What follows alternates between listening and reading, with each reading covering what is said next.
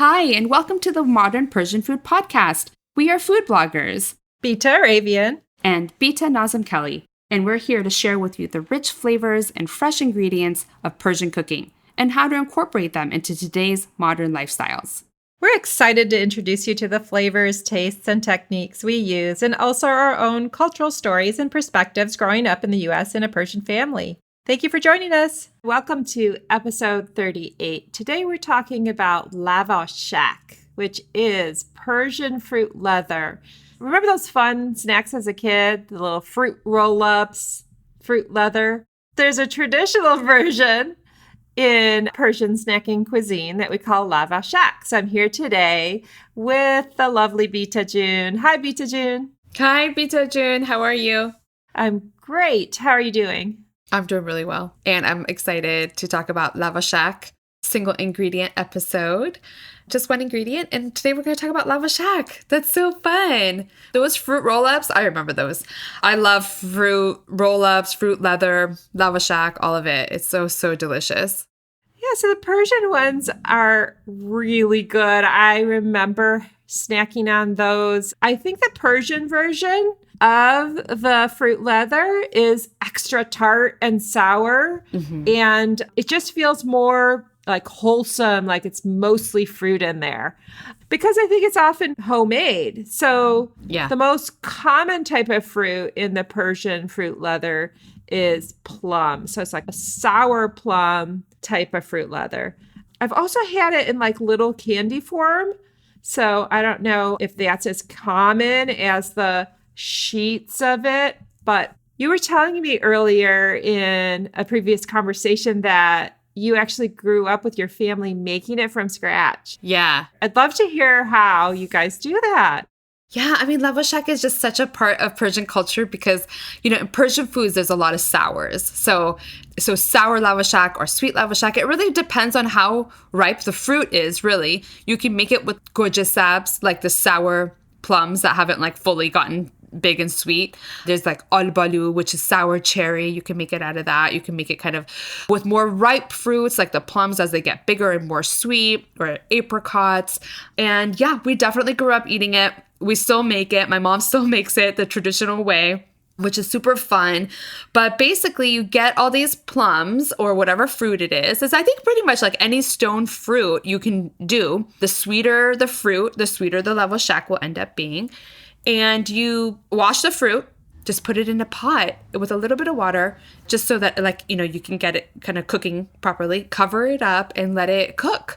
And you let it cook until all of the plums get super soft and basically get all gooey and gushy. And then you kind of mix it up every so often in there. And when it's all gotten super soft and kind of like collapsing, essentially, you strain it out. So you basically get a big bowl and to put a strainer on top, and you pour that in there and you kind of like mix it through so that in the strainer you're left with the plum seeds or the fruit seeds and the skin.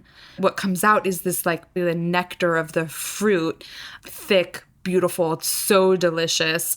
And the traditional way to do it is actually to pour it into like sheet pans, essentially, and put it outside in the sun to dry. And by evening time, if you do this in the morning, by evening time, the Lavashak is dried. And what you do is you get a little knife and score the edge of the Lavashak and then peel each piece off. You grab a little corner of it and carefully pull it back. And it's like super smooth on the bottom. And you lay it down on either like a sheet of like plastic wrap or parchment paper, and then roll it up. And so, if you do it on the plates, then you get like a round shape of Lavashak. If you do it in the sheets, you can put it out on like a big sheet of parchment paper, and then you can actually cut them into strips and then roll up the individual little strips of Lavashak. So they're like easy to like put into a lunchbox or, put into a beautiful little jar, and then you can like snack on them. But that's like the traditional way of making it, is out and have the sun dry it. So you can alternatively cook it into a low oven, or if you have a dehydrator, you can cook it in the dehydrator and make these like fruit leathers that are super delicious. The little candy versions that you're talking about, those are a favorite in our family too. You can get them from the Persian market, or if you have someone coming from Iran, you can have them bring it too. But they're basically little rectangles of lavashak that are individually wrapped. And those are great for, actually, I usually like have a few of those or something in the car or in my purse, because my younger one loves lavashak. So it's like, oh, he's crying, here, give him a piece of lavashak, or I need him to do something. Here, let me put your car seat on. Here's a piece of lavashak. So a little bribery tool. I haven't made it from scratch. You're so lucky you grew up with having it homemade. I would love to learn. By the way, will you ask your mom if she'll teach me how to do it? Or will you teach me? Yeah, absolutely. It's like super easy. I have questions though. Like, yeah. Do you put just the straight from cooking it into the plates? It doesn't stick on the plate? No, it doesn't. You kind of use the knife to just score at the very edge of the plate. It doesn't stick at all. I don't put anything down on the plate itself. And I actually don't add anything to the plums either. No sugar, no anything.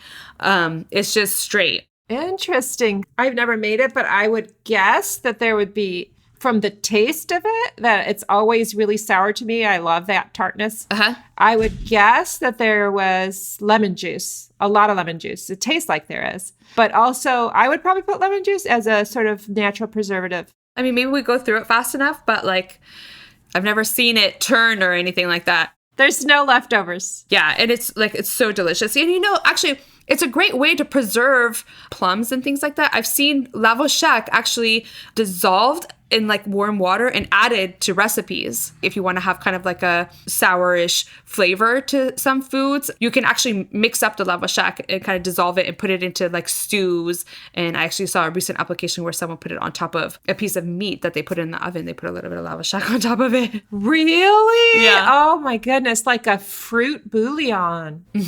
How interesting. Growing up, I remember actually my brother's friends, they still talk about like when they were younger, they would go pick plums from the like neighborhood trees and bring it to my mom, and she would make them lavashak with it and then give them the lavashak. So it was always like it's like fond memories of it. I know that they always talk about it when I see them, when we talk about Persian food, that they talk about how my mom would make them lavashak. You know, it's summertime, all these fruits. Sometimes people have these plum trees and don't know what to do with their plums. And a lot of times you see like the plum trees are just all the plums are all, like have fallen on the ground because like, people don't know what to do with them. So make lavashak and enjoy that. That's so sweet. I love that story of your brothers bringing them home, your mom making them for them. Teamwork. So my husband, Bobby, he loves the green plums. So Gojeh sabz. Yeah. So is that a different fruit than actual plum? Because what he does is when we go on dog walks, there's a couple of trees on our route. He literally stops, picks them off. Sorry, neighbors. Puts a bunch in his pockets and eats them. Yeah. When they're green, before they turn into colored sweet plums. So I'm not sure that's the same thing as actual sour Persian green plums, but he loves them. I would get a stomachache, I think. Yeah. Those plums, they will turn from the green to like a kind of like yellowy, orangey color as they ripen. But yeah, that's it. That's the gojeh sabz. And then a lot of people like it with salt. And actually, sometimes I have lavashak with salt on it a little bit. But those plums, you can have it with salt. Or there's actually a northern Iran herb paste called dalar that you can actually serve with the little sour plums, the gojeh sabz. They also have that dalar. They sometimes put it on cucumbers too as well. But like, yeah, they're like crunchy and super tart and sour and like makes your jaw kind of like clench. Those are delicious. People love that. There's like on social media, people when they were in season, everyone's like, look it's the season. Yeah. I think that's part of the reason why he even comes on the dog walks. It's like, which route are you going? So you described the homemade version that's round when your mom makes them in the plates, sun-dried, natural fruit leather, and then we talked about the little candy size. There's another version I have had from markets or when people come back from Iran with treats. It's still flat. It's like in a sheet. Yeah. And you tear open the tin wrapping and, you know, it's there and then you just peel it off the sheet. So it's not rolled up like a fruit roll up or a fruit leather. Yep. And it's thicker. That's a differentiator as well to me as from what I grew up eating is the Persian fruit leather. It seems to be more tart and it also is a thicker leather. Like there's more to it. Lavashak has come a long way. I think those sheets are probably the way that it's prepared. Like the process that they use to prepare it is probably like being rolled out in really big sheets and then they can cut it. You can do that type of version like in your oven if you want to use like a sheet pan, go low and slow until it kind of like basically dehydrates. And the thicker it is, the longer it's going to take to dry. But yeah, there's thicker ones, thinner ones, and different flavors. Sometimes you'll see mixed fruit varieties of Lavashak, but if you can get your hands on it, it's delicious to try. And yeah, speaking of mixed fruit, so in addition to plum, there are some other traditional fruit that you see Lavashak in. What are some other fruits that are often seen in the fruit leather? The majority of the stone fruits, you can get like apricots, nectarine, peaches. The sour cherries are called albalut. That's a fun one, or just regular cherries. My sister-in-law actually makes Lavashak with blueberries for her family. So really, I think it's kind of any fruit that you can kind of cook down is good. Actually, I think she doesn't even like to do plum Lavashak because she says that then she doesn't have to strain it. She doesn't have to get the skin and the seeds out.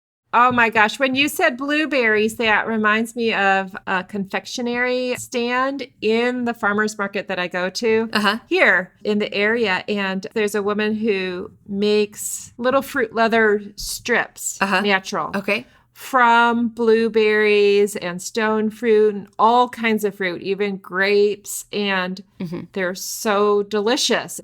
Woo, I'm excited to try to make some. Yeah.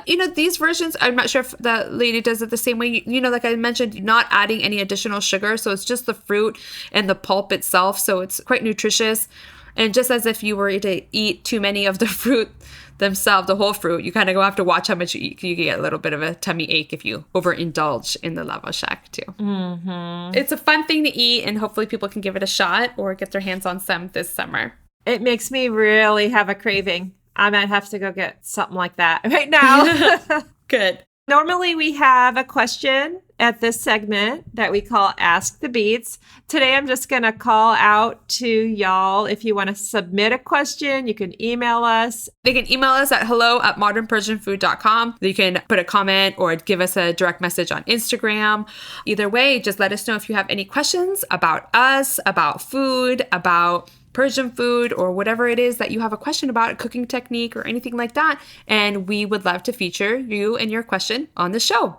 Thank you, Beata June. This was fun. Yeah. Thank you, Beata June. Thank you, everyone. And until next time, bye-bye. Bye.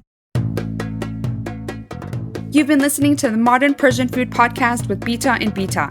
Thanks for spending time with us. If you've enjoyed what you heard today, consider telling a friend or giving us a good rating. You can subscribe to our show for free on your favorite podcasting app or find us online at modernpersianfood.com or on Instagram for the recipes and information we talked about today. We'd love to hear your thoughts and see you next time.